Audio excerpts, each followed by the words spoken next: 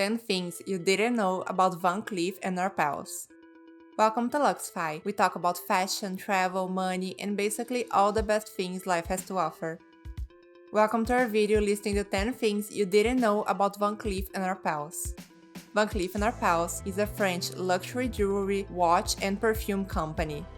Their pieces have been worn by style icons such as Grace Kelly, Farah Pahlavi, Eva Perón, Elizabeth Taylor, the Duchess of Windsor, and Queen Nazli of Egypt.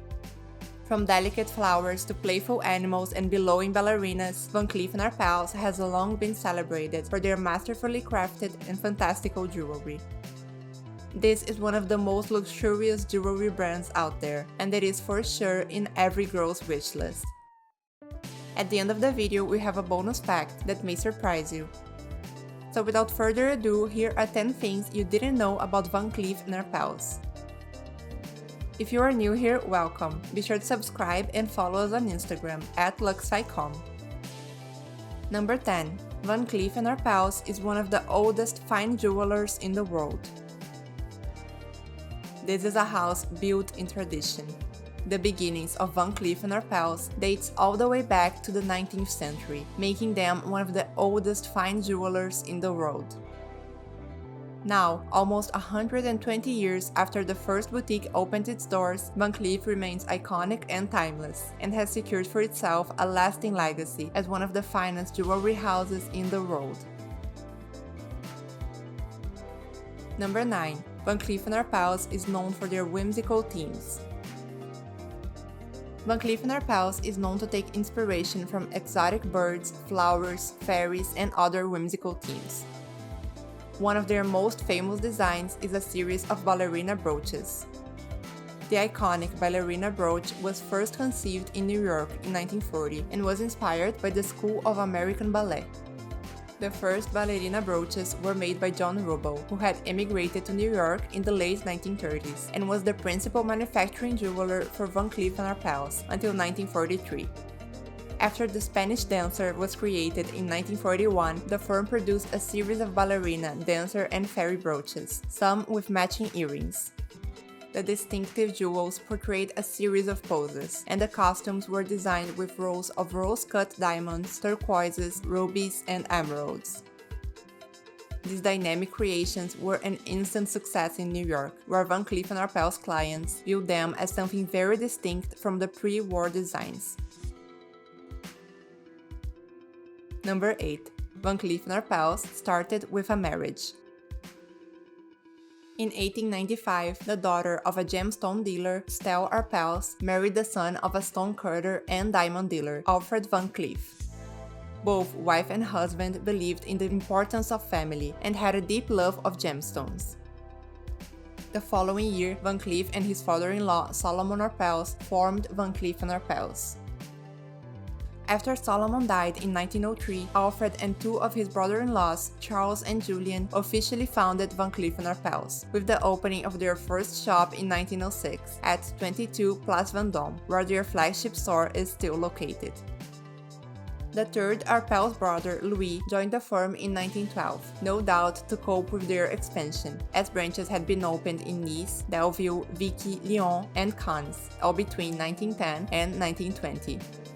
Alfred's daughter, Renée Puissant, took control of the company artistic direction in 1926, and for the next 12 years worked closely with the talented designer René Sim-Lacaze. Number 7. Van Cleef & Arpels also took inspiration from foreign cultures. In the 1920s, Van Cleef & Arpels began making jewelry in the Art Deco style. This style consists of geometric designs with the use of diamonds, gemstones, and platinum. In 1922, the Maison was inspired by the discovery of the tomb of Tutankhamun and created many designs. The most extraordinary of the designs are the flat, highly articulate bracelets, portraying Egyptian symbols.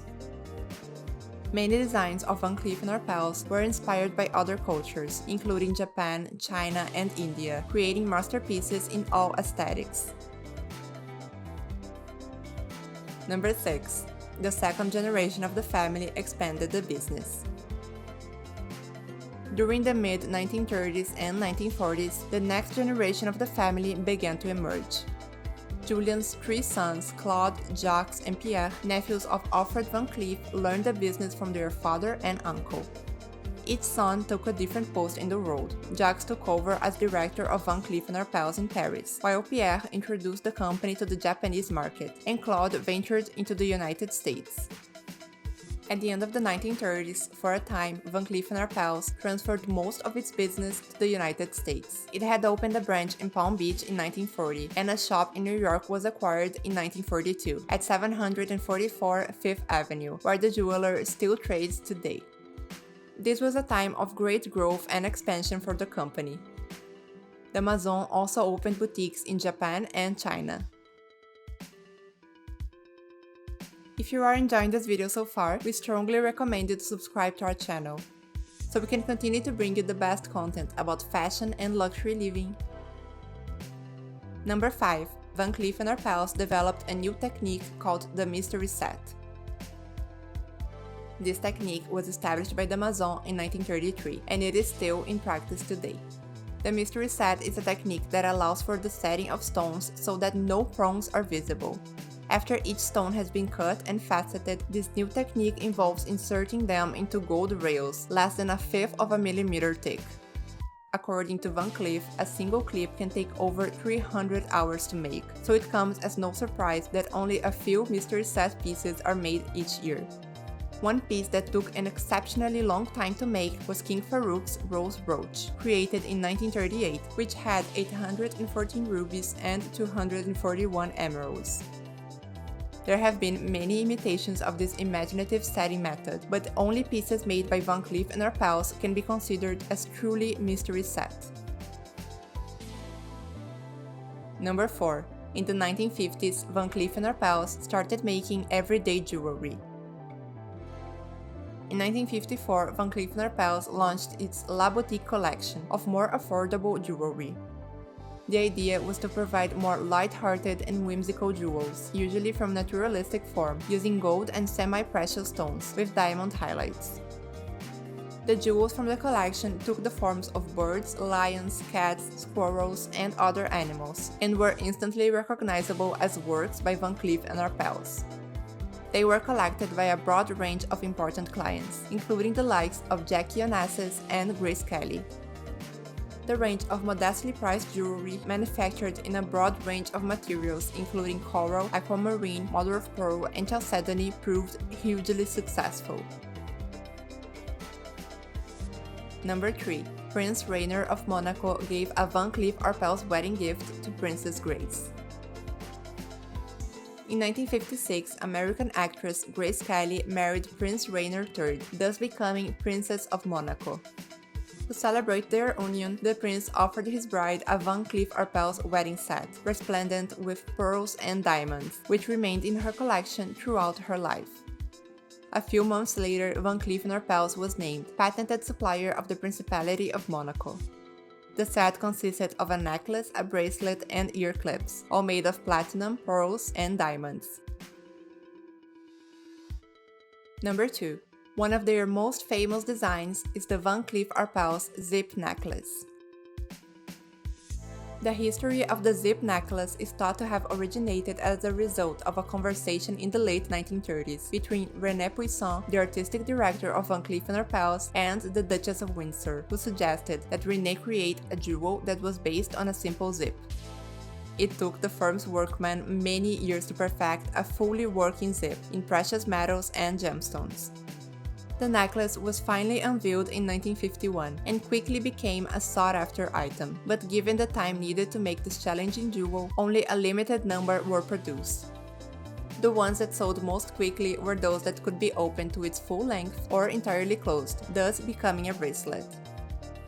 They have been made in gold and platinum, studded with diamonds, sapphires, emeralds, and rubies. A few are still produced today. A diamond and sapphire zip necklace was worn by Australian actress Margot Robbie at the 2015 Academy Awards ceremony. Number 1. The Alhambra is Van Cleef & Arpels' most iconic collection. In 1968, a 4-leaf clover design was introduced, and 50 years later it remains emblematic of the famous brand. It was inspired by the quarter-foil motifs that were found in the Moorish tiles of the Alhambra Palace in Granada. It was also meant to function as a lucky charm. This simple but distinctive design proved instantly popular with important jewelry collectors, including Elizabeth Taylor. Princess Grace of Monaco was one of the most identified with the Alhambra range, and often wore a necklace made of malachite that she bought in 1975. It is as popular today as it was 50 years ago, proving the point that good design never goes out of fashion. Let us know in the comments below which one was your favorite, or if you are a true Van Cleef fan and already knew all of this. Comment below which brands you would like to know more about. And for sticking with us this far, here is some bonus information. One of the most expensive Van Cleef & Arpels item ever sold at an auction was this Argentine flag brooch, previously owned by Eva Perón. When Christie's Auctions sold Eva Perón's flag brooch in 1998, which she had commissioned from Van Cleef & Arpels in the late 1940s, they did not realize that its heady mix of fame and quality would prove so potent. The brooch was estimated at $80,000 to $120,000 and sold for a staggering $990,000 after a bidding battle that lasted more than 10 minutes. Thank you for spending some time with us, and make sure to like and subscribe so you never miss a video. In return, we'll provide you the best content about fashion, travel, and luxury living. See you soon!